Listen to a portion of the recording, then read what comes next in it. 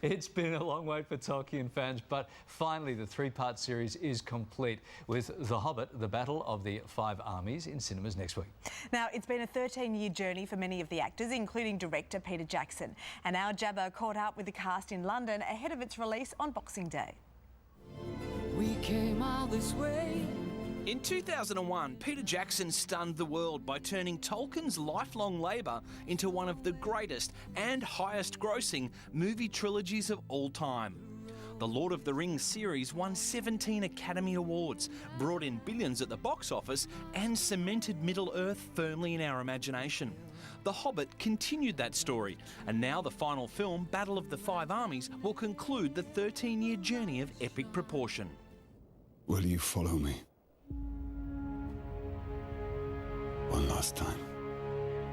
We started with the Lord of the Rings, you know, in terms of the saga. We shot it the wrong way around, of course, but we started with this, you know, the 1,200-page book. We didn't want, and I don't think we ever would have wanted to make just the thin children's version of the Hobbit story.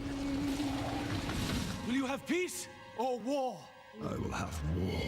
It's just a rare opportunity to play one character in three epic movies and one single story. You know, people talk about how small the book is, but when you really investigate what these characters are going through, and Pete really does that. He's invited by Tolkien to look at so many paths, and he treads them.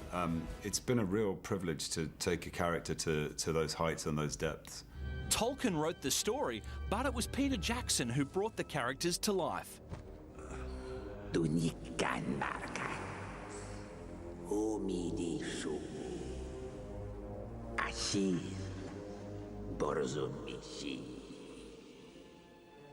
I am not alone.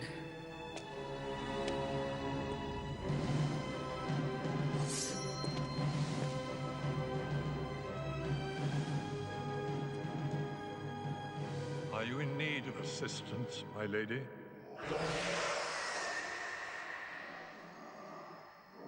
You should have stayed dead. It's a tribute to Jackson's directing that Hugo Weaving, Kate Blanchett and Christopher Lee all returned for this final chapter. Let's talk about the Aussies on the film. Awful. The worst. The worst. What do you do with them? Terrible. Come over and taken all our jobs. Yeah, they're fantastic. And I'm a Brit. That's they're hilarious, kind of isn't it? flawless, those two. It used to be the Brits in Hollywood, and now it's the Aussies. And I don't want to. I want them to stay perfect in my mind as they are. I thought without the Aussies, I hate to say this, without the Aussies it would be a lot harder to make these films. I'm a traitor. Did you really just say that? I don't think I did. Sure, we may have helped The Hobbit's success, but it doesn't hurt having Peter Jackson as director.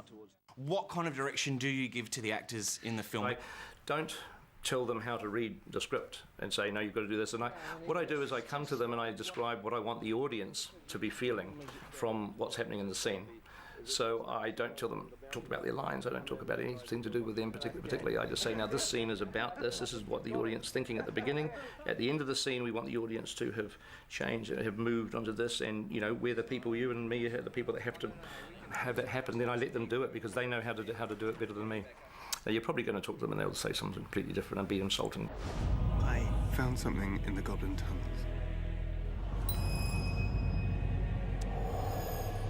What did you find? My courage. Good. What type of direction are you given to be more Hobbit-like? When I first started shooting, it was Bilbo in the Goblin tunnels, and he'd just fallen down the bloody great hole, woken up and was then making his way towards Gollum's little lake.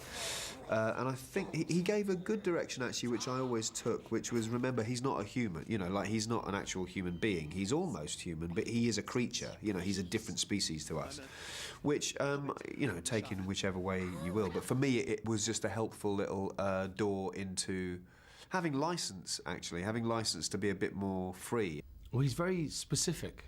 I remember there's this one shot where I had to run down a rooftop, around flames, and then jump over a corridor, a street, onto the other roof, and then hang on to the chimney pot. And the camera was following me, and then it went underneath me, and as I was hanging, I looked down, the camera was there, and there was this big fan below me in flames. I remember him saying, he's very specific. And I remember him saying, so do all that and going across the bridge and hang on the chimney, and then when you look down, don't blink. Wow, that's how specific he can be. And it makes you giggle for a moment, and he's just like, well, if he doesn't want me to blink, then I'm not going to blink. There'll certainly be no blinking on Boxing Day when The Hobbit hits our screens, although maybe a few tears. Well, it's the end of the road, isn't it? It's the completion of the story. But in no sense is it over for me, because I constantly meet people who want to talk about the films and ask questions and meet Gandalf. But I have to remind them I'm not Gandalf. Gandalf is somewhere else. Gandalf is sorting things out somewhere. We came all this way, but now comes the day to bid you farewell.